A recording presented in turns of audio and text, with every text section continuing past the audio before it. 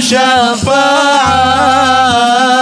وهذا مطلبي يا نبي. Assalamualaikum warahmatullahi wabarakatuh. Alhamdulillah rabbil alamin. Wassalatu wassalamu ala asyrafil anbiya'i wal mursalin sayyidina wa maulana Muhammadin wa ala alihi wa ashabihi ajma'in, amma ba'd. Bismillahirrahmanirrahim. Wa man aslama, wa man barang siapa aslama yang masuk Islam qoblal asri sebelum tertangkap, ahroza maka telah melindungi dia malaku pada hartanya, wadamahu dan darahnya, wasyukur aulatihi dan anak kecilnya si iman.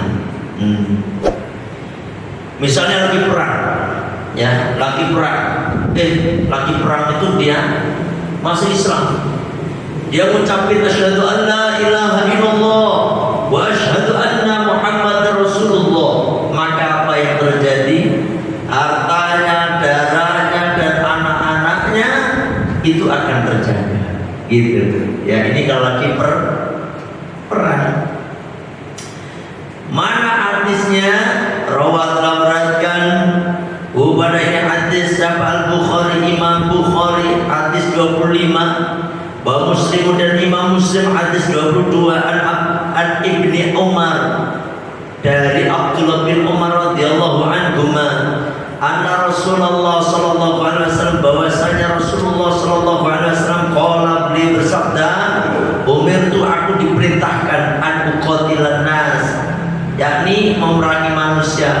Artinya di sini kalau kita terjemahkan secara halus, kalau qatil itu artinya membunuh sebenarnya. Ya, tapi nggak seperti itu kenyataannya. Kanjeng Nabi berdakwah dengan cara halus, gitu. Jadi maknanya gimana?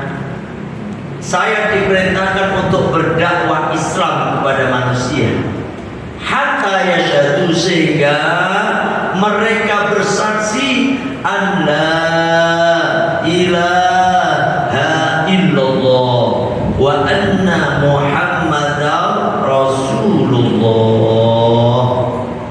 Ini kan termasuk kita ini, ya. Kita ini hendaknya berdakwah sesuai dengan kemampuan kita. Ini apa ini? Emang udah begini dari dulu ya? Lagi benerin Pak, lagi dicat di atas. Oh, perasaan kok lain gitu saya gitu. Kayak ada pengantinan aja.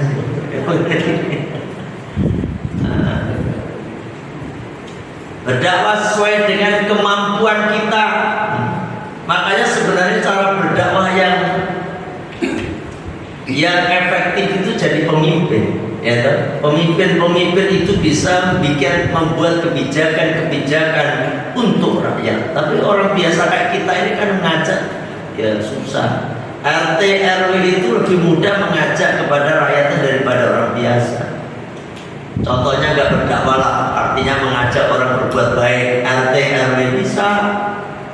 Kata Pak RT, ayo kita pada kumpul nih. Pak RW-nya dulu nih. Pak RW-nya bilang, RT dikumpulin, ayo kita gerakan setiap bulan kita kumpul ngadain pengajian rutin di gang mana atau di lapangan mana, biar kampung kita ini atau biar blok kita ini jadi aman, damai, sentosa, gitu.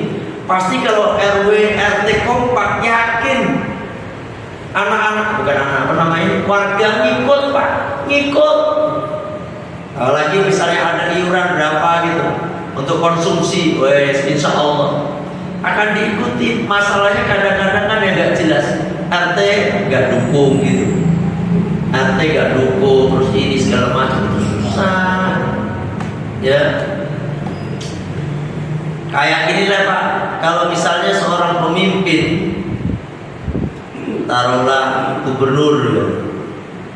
gubernur datang di satu kabupaten, itu apa yang terjadi Pak? Bupatinya kapol apa nih, kapolresnya, ya toh, kapolresnya, dan apalagi camat-camatnya, apalagi Pak Gubernur ngomong begini, saya akan datang jam sekian, semua para camat, tolong bupati, misalnya datang di satu kabupaten ya kan, tolong semua camat suruh hadir semuanya ke masjid sebelum saya datang pastikan ngaji dulu, kalau enggak tak pecat. Waduh, yakin pada datang itu, ya camat datang, yakin. Ya, misalnya gubernurnya, saya akan sholat taraweh di masjid mana gitu kan, tolong semua dikondisikan, semua lurah camat tolong ikut sholat taraweh bareng sama saya, nanti di absen, teko kabeh Pak, di teko kabeh, ya toh. Karena apa? Masih punya wewenang, mereka takut Pak. Nah kalau udah gak jadi bupati, gak jadi apa, baru deh gak ada wewenang. Makanya lebih mudah itu jadi pemimpin untuk mengajak, untuk berdakwah kepada umat itu sebenarnya.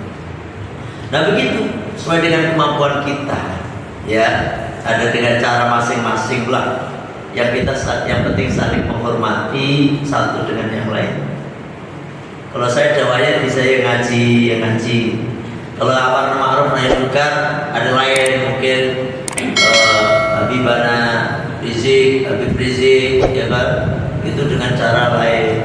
Yang penting kita jaga kerukunan, insya Allah damai aman kita ini.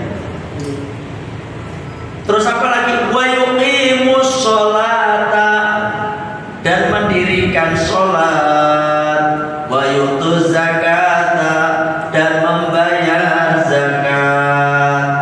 Fa idza fa'alu, maka ketika mereka mengerjakan dalika yang demikian tadi yang tersebut, asamu, mereka telah menjaga mini dariku, dima'akum, darah mereka, wa amwalakum, harta-harta mereka, illa bihaqil islami, kecuali dengan haknya Islam. Ada yang halal darahnya, atau artinya gini, membunuh halal. Kapan Pak? Yakni al-buju, membunuh terdakwa. Ya, itu kan memang tugasnya dia, halal, ya kan? Karena apa? Al-buju. Wa hisabuhum, dan hisab mereka alallahi, di tangan Allah. Nah ini, jadi kalau orang lagi perang terus dia bersahadat, otomatis dia terjaga apa nama itu, jiwanya terjaga, hartanya, dan terjaga keluarganya. Wayu kamu dan dihukumi, wayu kami dan dihukumi lisobi, bagi anak kecil, bil islami, dengan Islam, inda wujudi salatati asbabin, dengan adanya 3 sebab. Nih anak-anak, kita nggak asal di Islam itu ada hukum. Nemuin anak nggak mungkin langsung jadi Islam, nggak, tapi ada aturan-aturan, ya toh. Jadi saya boleh komentar berkenaan dengan anak ini. Makanya alhamdulillah kita ini lahir di daerah Islam, di negara Indonesia, ya, sehingga kita jadi Islam. Belum tentu juga kalau kita lahir di Amerika, lahir di Singapura, lahir di Australia, lahir di India, daerahnya kucuk-kucuk mata nih, Sarukan, kucuk-kucuk mata nih, kucuk-kucuk kota. Lah kalau di sana belum tentu sampai agamanya Islam Pak, atau enggak di Indonesia deh. Kita di Indonesia alhamdulillah Allah takdirkan kita lahir di Jawa Barat atau di Jawa yang mayoritas Islam nih. Yang kedua, orang tua kita juga Islam nih, alhamdulillah. Kalau sekiranya kita dilahirkan di Bali, kalau kita dilahirkan di Nusa Tenggara Timur, di Papua sana, mungkin juga nggak beragama Islam, ya toh? Makanya wajib kita syukuri seperti ini, orang tua kita Islam, atau kita hidup di lingkungan Islam, tetapi karena kebetulan orang tua kita non Muslim, yakin anaknya akan bakal jadi non Muslim juga, gitu. Makanya kita ini alhamdulillah. Nah, sekarang hukumnya anak. Bagaimana hukum seorang anak ya yang ditemukan nemu anak misalnya, nemu anak. Maka ternyata ada 3 sebab ya. 3, dia akan berhukum Islam. Dia anggap anak ini akan menjadi hak Islam dan dibesarkan dengan ala Islam ketika memenuhi 3 sebab ini. Yang pertama, ayuslima ahadu abawahi. Nah, yang pertama, salah satu dari kedua orang tuanya Islam. Nah, ini kalau salah satu dari kedua orang tuanya Islam, maka anak itu jadi Islam, bisa dibesarkan dengan cara Islam.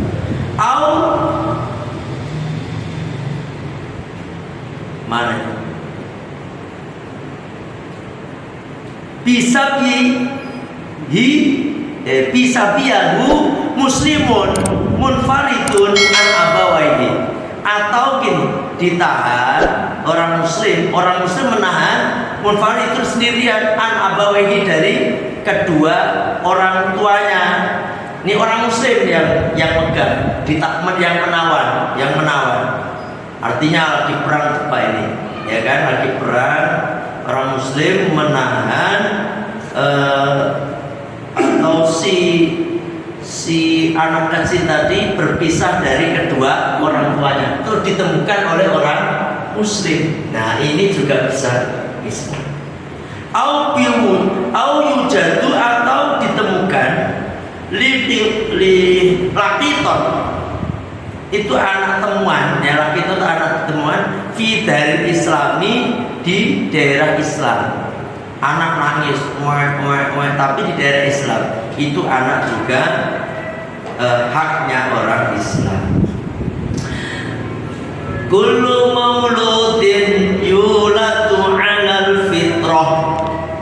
Tiap anak yang dilahirkan itu Pak terlahir dalam keadaan fitrah, suci, dalam keadaan Islam anaknya. Makanya kita ini waktu di alam roh, sebelum kita ini diletakkan di rahim ibu kita itu ada di alam roh.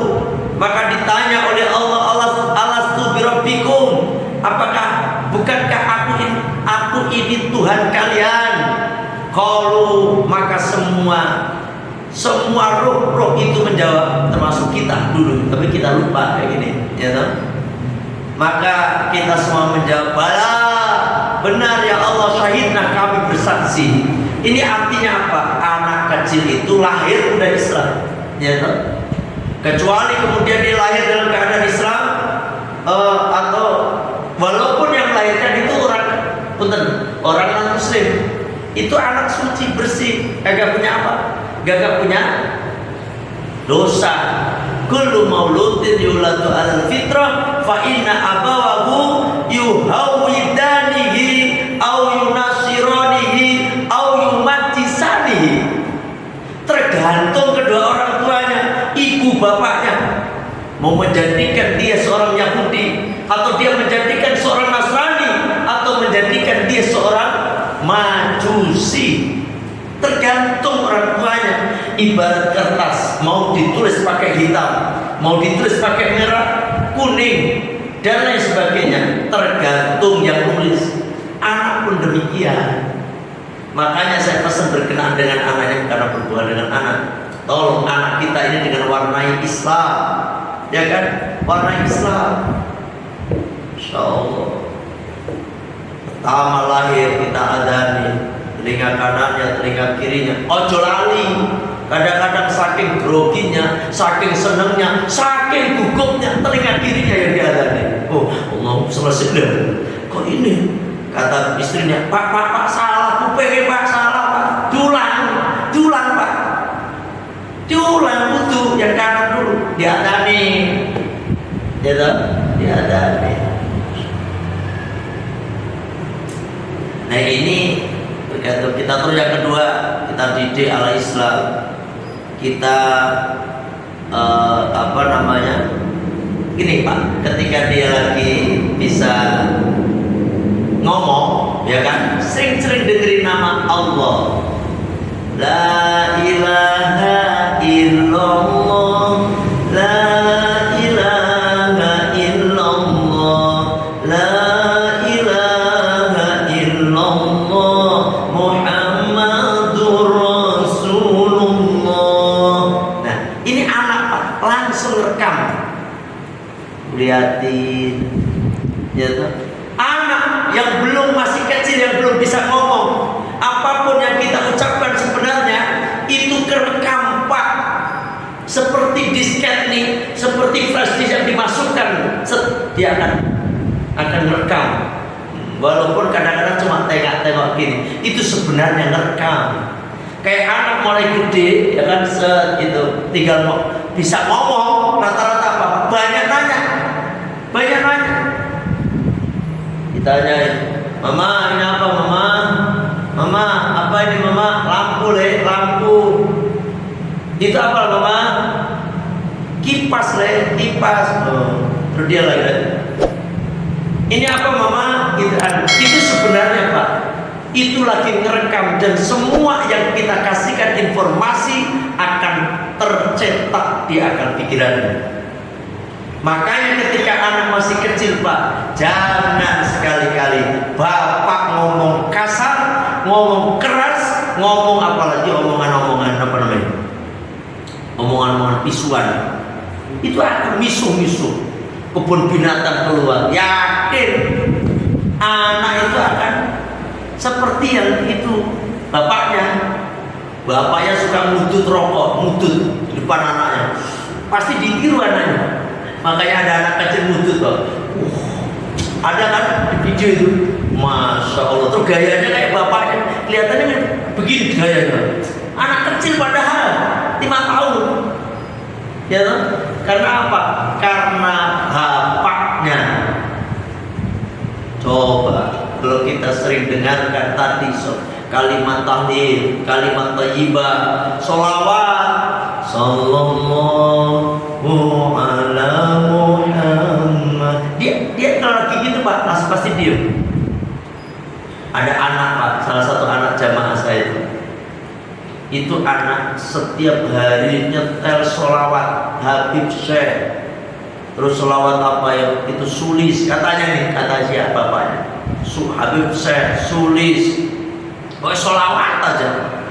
Bangun tidur langsung nyetel itu TV, sholawat didengerin, dimatiin, nangis kejer. Ini kata salah satu jamaah. Dimatiin atau diganti channel Upin Ipin, nangis kejer Pak. Waduh. Padahal Upin Ipin itu senengannya anak kecil, tapi ini kagak seneng. Digantikan siapa tahu. Ini kata bapaknya cerita, kayak ini anak saya alhamdulillah dari kecil dia pokoknya nyetel sholawatan aja sambil ngikuti, ya kan, sampai dia hafal sholawatan. Karena apa? Terekam. Dan saya jadi ikut terharu, anaknya betul. Jadi kalau ada sholat Pak, maulidan, diajak anak, ya kan? Sawan ini, Masya Allah. Ternyata dari kecil itu udah tercetak seperti itu. Lah sampai punya anak sering diajak nonton dangdutan, angel. Nah, kenapa lagi dangdut koplo nanti ya nyawer ujung-ujungnya. Lu bapaknya nyawer, anaknya masih ikut nyawer Pak. Ya toh? Tergantung kita nih anak. Ya. Bismillah.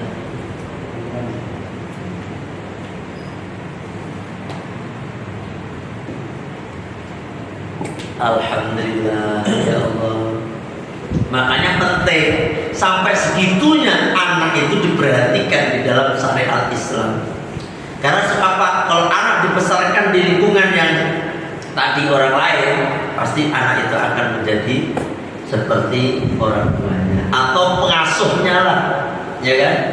Ada tidak atau pengasuhnya. Kita lihat. Nanya nih. Karena apa? Karena memang Islam itu ya toh, agama yang tinggi, Pak. Sebagaimana kanjeng Nabi Shallallahu Alaihi Wasallam beliau bersabda di dalam hadis diriwayatkan oleh Imam Daruqutni, ya, al-Islamu ya'lu wa la yu'la alaih. Islam itu tinggi dan tidak ada yang bisa menandingi ketinggian Islam. Makanya Islam itu segala sesuatunya diatur di dalam Islam. Ya toh, semuanya beda, doa, semua keadaan beda. Mau tidur doanya ada, bangun tidur doanya ada, makan ada doanya, mau makan ada doanya, setelah makan ada doanya, mau tidur segala macam, mau masuk WC keluar WC bahkan bersin ada doanya. Ya toh, masya Allah, doanya beda, masuk masjid keluar masjid beda, masuk rumah keluar rumah beda, ya toh. Kita bukan banding-bandingkan ya. Kita Islam itu seperti itu, pakai pakaian aja, ngaca aja ada doanya, sampai segitunya, sekecil-kecilnya. Punten, kalau agama lain misalnya rasa syukur, ya udah mereka cuma demi Tuhan mereka itu sebut terus, ya seperti itu aja. Terus mau berdoa, mau itu ya itu lagi, sama doanya. Kalau kita mah kayak Islam anyaran lah gitu, kayak kita Islam anyaran kan mau melakukan apa aja Bismillah toh. Bismillahirrahmanirrahim. Terus selesai Alhamdulillahirabbil alamin. Itu aja kan Islam anyaran, itu udah bagus itu. Lah mereka itu doanya itu puji Tuhan dan menurut mereka. Tapi itu kan memang agama mereka, kita nggak niat untuk menjelek-jelekan, tidak, karena memang seperti itu. Tapi kita bangga Pak sebagai orang Islam ini, ya Allah, semua ada doanya. Dan doa itu harus percaya sampai, harus percaya, yakin. Ud'ullaha wa antum muqinuna bil ijabah. Berdoalah kepada Allah dan kalian yakin akan diijabah oleh Allah. Contoh nih Pak ya, contoh. Ini yang ikut ziarah kemarin, ya, yang ikut ziarah kemarin Pak Rahmat, Pak siapa, Pak Al, Pak siapa lagi Pak Iman, satunya Pak siapa? Pak Edi. Pak Dedi. Ada di mana sih ya? Lupa lagi. Ada di mana ya? Oh iya itu Pak Dedi. Pak tanggalnya nih. Saya kemarin tuh ini cerita masalah doa. Biar jenengan itu yakin dengan doa. Saya kan naik elok ngalahin, karena sebenarnya kita 6 bis full, bis 1 ternyata ada apa namanya, ada istilahnya kecelakaan. Yang bis 1 itu dari Bali ternyata shockbreakernya patah, mau nggak mau diganti bis. Yang satu isi 45, satunya naik apa namanya elok. Saya naik elok. Qadarullah, saya sampai duluan. Nah, Kiai Supron bilang, aduh Kiai, gimana ini? Baru jam segini baru datang katanya. Ini jauh, yang lainnya di mana Kiai? Saya bilang masih di belakang.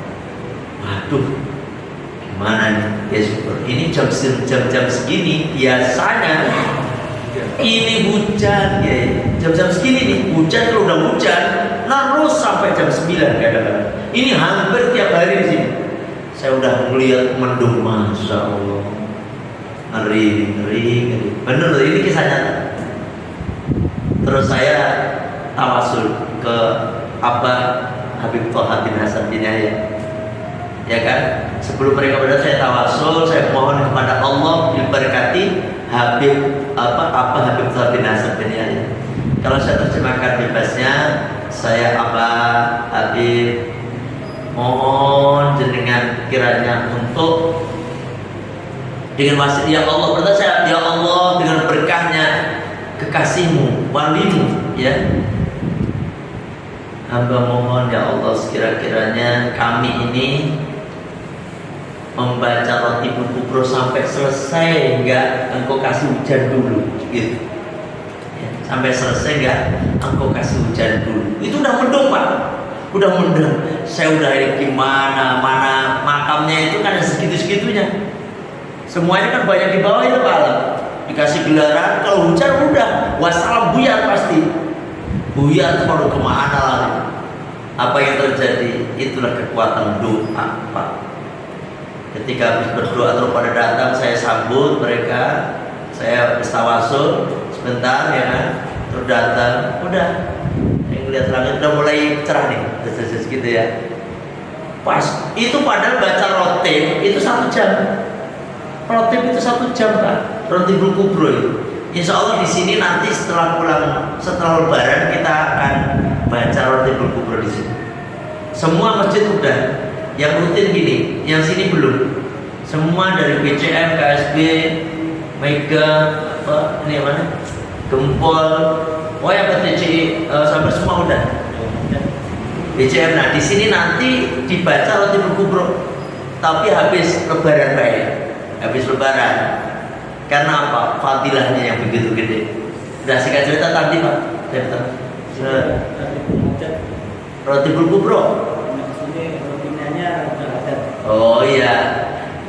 Semua rotib bagus. Rotib Al-Kubro, tapi rotib namanya juga Al-Kubro, lebih besar. Fadilahnya apa? Di antaranya satu, merekatkan antar warga, orang tua, keluarga pada rakat, terus sama keluarga besarnya sekitar masjid itu akan rakat. Terus yang hasud itu, yang hasud oleh Allah akan disingkirkan, ya itu benar Pak. Yang ketiga, Ratibul Kubro itu fadilahnya nanti kalau kita meninggal kita akan disambut oleh Rasulullah. Itu. Yang keempat, rizki ya. Ada amalan satu rizki yang apabila kita baca rutin itu nggak harus kalau tiap hari ya alhamdulillah, karena itu 1 jam baca. Kalau Ratibul Haddad kan 10 menit selesai, 10 atau 1/4 selesai. Kalau ini 1 jam. Dan nanti maghribnya gimana? Makanya cepat nanti bacanya.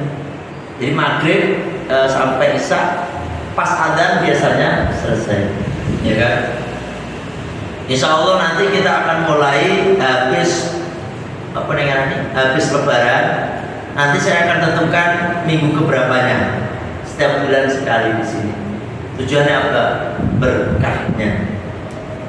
Nanti itu pun beda dengan Ratibul Haddad Pak. Nanti duduknya beda. Duduknya itu ada depan-depan. Dengkul sama dengkul nempel. Nih. Sama lurus, sini juga begitu. Terus bagusnya afdalnya ini ya, itu tengahnya dikasih semacam makanan, entah itu tumpeng, entah itu ada ingkung lebih bagus. Wah mahal ingkung mah, kalau mahal ingkungnya ya nasi uduk baik. Mahal, yang penting ada makanan yang dimakan setelah yang namanya baca rotib. Itu setiap pengajian-pengajian yang udah diadakan rotib Pak, jamaahnya makin banyak. Alhamdulillah. Ini berkah. Gitu. Jadi insya Allah nanti Lebaran aja ini nanggung banget. Karena apa? Walaupun jenengan belum dijajarkan ikut saya, ya kan? Saya ada depan Pak. Ini sama ini depan. Kan begini ada depannya. Lurus, dengkul sama dengkul. Nanti sampai mentok sono kalau ada sini bikin barisan lagu ada depan. Itu saya dapat ijazahnya seperti itu, ya kan? Insya Allah, masya Allah berkah, ya kan? Dan Ratibul Kubro itu yang mensiarkan dari Al-Fatoniyah di Cikarang Selatan ini, dari Al-Fatoniyah. Yang lain Ratibul Al-Haddad, Ratib Al-Idrus, ya kan? Semua rotib bagus, tapi memang Rotibul Kubro itu nanti Bapak rasakan setelah membaca. Rotibul Kubro itu hampir 80% bacaannya sholawat. Sholawatnya macam-macam, ya kan? Itu sekilas info saja. Seperti tadi Pak, saya tahu langsung untuk selesai doa. Lihat tadi kemarin, ya Pak Iwan ya, selesai doa langsung turun hujan. Detik-detik masuk bis hujan. Pas kayak disetting, gitu, kayak disetting. Padahal kalau tengah-tengah, padahal 1 jam loh bacanya. Kalau pas tengah-tengah kita pas baca hujan, buyar jamaahnya. Segitu banyaknya 6 bis Pak, ya kan 6 bis atau L. Makanya insya Allah, karena ini adalah pesan dari Abah Maulana Habib Lutfi bin Yahya Pekalongan, saya pengen mensiarkan dari saya, dari Al-Fatoniyah, untuk mensiarkan yang namanya Rotib Kubra. Kenapa? Untuk untuk menjaga biar tidak terjadi permusuhan, satu antar keluarga, antar tetangga, dan antar masyarakat pada umumnya, gitu ya, insya Allah Pak. Makanya nanti kita bicarakan minggu berapa, bukan kita bicarakan, nanti yang nentuin saya, karena memang beda-beda, entah minggu pertama, entah minggu kedua, atau minggu ketiga. Nunggu dari saya aja nanti, ya. Alhamdulillah sampai di sini dulu Bapak-bapak. Yang penting ayo kita istiqomah ngaji, ya. Bismillahirrahmanirrahim. Allahumma anta rabbi la ilaha illa anta khalaqtani wa ana 'abduka wa ana 'ala ahdika wa wa'dika mastata'tu a'udzu bika min syarri ma sana'tu abu'u laka bi ni'matika 'alayya wa abu'u bi dhanbi faghfirli fa innahu la yaghfiru dzunuba illa anta. Astaghfirullahaladzim, astaghfirullahaladzim, astaghfirullahaladzim. Subhanaka Allahumma wa bihamdika, asyhadu an la ilaha illa anta, astaghfiruka wa atubu ilaik. Alhamdulillah, mohon maaf kalau ada kekurangan, kalau ada kekhilafan. Wallahu muwaffiq ila aqwamit thoriq. Assalamualaikum warahmatullahi wabarakatuh.